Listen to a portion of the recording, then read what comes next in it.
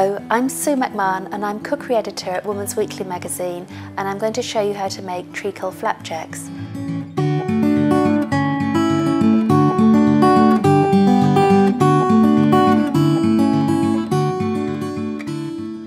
So I'm going to start by putting the butter into the saucepan and just roughly chop it.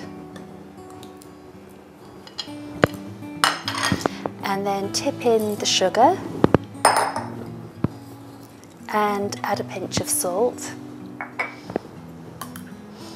Now the easiest way to measure the syrup is to measure it straight into the saucepan because it tends to be quite sticky. So I've put it on the scales and I've set it to 0, and then I can measure out the 175 grams.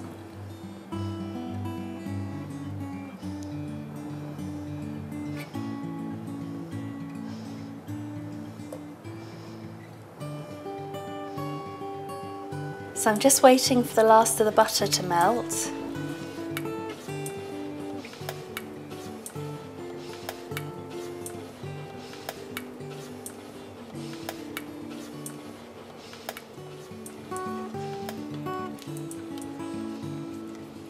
Okay, all the butter has melted now.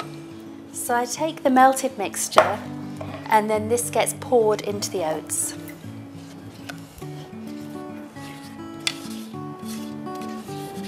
So I'm going to scrape out as much as I can from the pan, and then I'm going to mix it all together.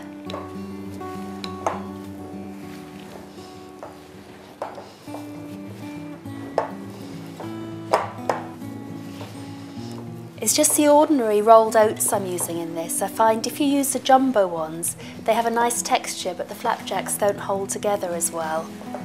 So any economy rolled oats work really well. But it needs to be very well mixed. Make sure all the oats are coated with the treacle. Now this needs to get poured into the tin.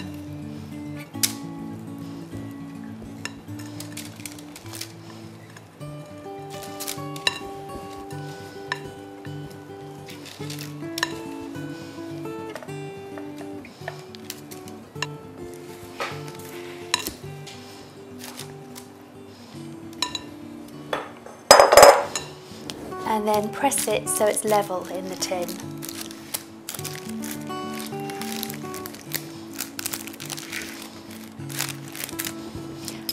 This stage is normally easier if you use a palette knife.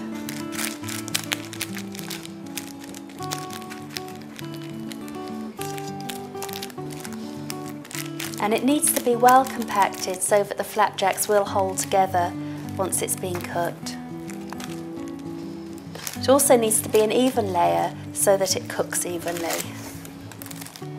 Okay, so that's ready to go in the oven. So this goes in the oven at 180 degrees centigrade for about 40 minutes. These have been in the oven now and had 40 minutes cooking. So now I've marked it into 16 fingers. I'm going to leave it to cool in the tin. So when these are cold, you can take them out of the tin and break them into pieces.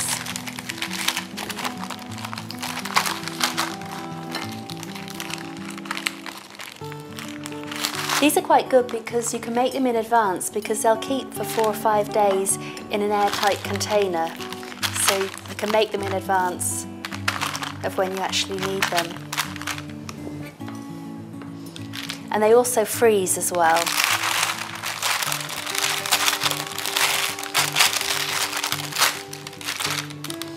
So these are my treacle flapjacks.